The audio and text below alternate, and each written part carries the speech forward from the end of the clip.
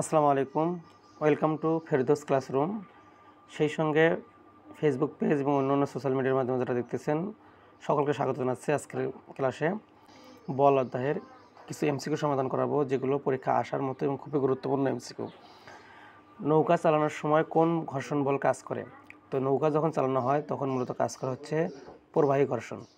এরপরে বলের সংজ্ঞা থেকে নিউটনের কোন সূত্র থেকে, অর্থাৎ বলের সংজ্ঞা পাওয়া যায় নিউটনের কোন সূত্র থেকে? বলের সংজ্ঞা পাওয়া যায় নিউটনের প্রথম সূত্র থেকে। যে আমরা যখন বল অধ্যায়টি পড়েছি এবং তখন আমরা নিউটনের প্রথম সূত্র থেকে জানতে পেরেছি যে নিউটনের প্রথম সূত্র থেকে বল এবং জড়তার ধারণা পাওয়া যায়। এরপরে কোন বলটি সবচেয়ে কম শক্তিশালী? আমরা জানি যে চারটি বলের প্রকৃতিতে আমরা পড়েছি, চারটি বলের মধ্যে যে মহাকর্ষ বলটা সবচেয়ে দুর্বল বল বা কম শক্তিশালী। এরপরে বলের মাত্রা কত? যে আমরা জানি এফ সমান এম এ, তাহলে এম এ, তাহলে এমটি হচ্ছে ভর আর এ হচ্ছে ত্বরণ। তাহলে ভরের মাত্রা হচ্ছে এম আর ত্বরণের মাত্রা হচ্ছে এল টি ইনভার্স 2। তার মানে এটা হয় যে এম এল টি ইনভার্স 2। সেক্ষেত্রে অ্যান্সার হয় খ। পরবর্তী প্রশ্ন, ভরবেগের মাত্রা কোনটি? তো আমরা এখন দেখব যে ভরবেগের মাত্রা কোনটি। তাহলে ভরবেগকে পি দ্বারা প্রকাশ করা হয়, তাহলে আমরা জানি পি সমান এম ভি। তাহলে ভরবেগের মাত্রা আমরা বের করব এখন। ভরের মাত্রা হচ্ছে এম আর বেগের মাত্রা হচ্ছে এল টি ইনভার্স 1। সেক্ষেত্রে অ্যান্সার হবে গ নম্বরটি। চলে যাচ্ছে পরবর্তী প্রশ্নে, যে নিরাপদ ভ্রমণের ক্ষেত্রে নিচের কোনটি মুখ্য ভূমিকা পালন করে? তো নিরাপদ যদি ভ্রমণের ক্ষেত্রে যেটা সবচেয়ে মুখ্য ভূমিকা পালন করে সেটা হচ্ছে ভর, ওজন, ঘর্ষণ, গতি। চারটে অপশন দেওয়া আছে এখানে। সেক্ষেত্রে অ্যান্সার হবে গতি কাজ করে। একটি ড্রাম সুষম ঢালু রাস্তা দিয়ে গড়িয়ে চললে নিচের কোনটি ঘটবে?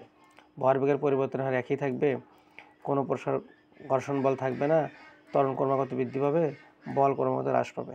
অ্যান্সার হবে ভরবেগের পরিবর্তনের হার একই থাকবে। অর্থাৎ যখন একটা সুষম রাস্তা, যে সুষম ঢালু রাস্তার কথা বলা আছে, তাহলে কোনো বস্তু যদি সুষম পথে চলতে থাকে সেক্ষেত্রে ভরবেগের পরিবর্তন হয় না, অর্থাৎ ভরবেগের পরিবর্তনের যে হারটা সেটা একই থাকে, এটা কোনো পরিবর্তন হয় না। সেক্ষেত্রে অ্যান্সার হবে ক।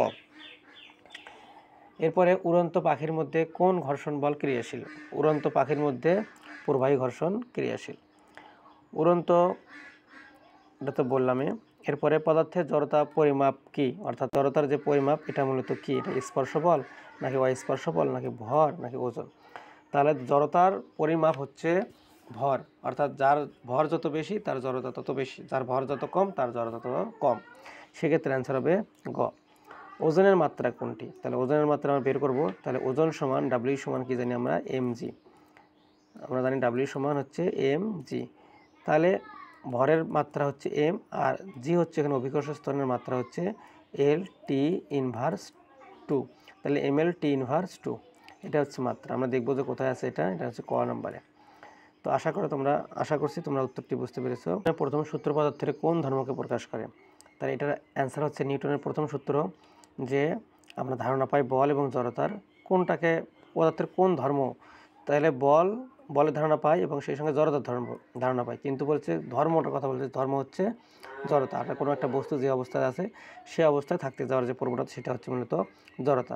অর্থাৎ আমরা জড়তার যে ধর্ম এটা প্রকাশ করে মূলত নিউটনের প্রথম সূত্র। অর্থাৎ বাহ্যিক কোনো বল প্রয়োগ না করলে স্থির বস্তু চিরকাল স্থির থাকবে এবং গতিশীল বস্তু সুসংগঠিত সরল পথে চলতে থাকবে। অর্থাৎ যে অবস্থায় আছে সেই অবস্থায় থাকতে যাওয়ার যে প্রবণতা সেটা হচ্ছে মূলত জড়তা। এরপরে বস্তু জড়তা কিসের উপর নির্ভর করে? তাহলে ক নাম্বার, বস্তু জড়তা মূলত ভরের উপর নির্ভর করে।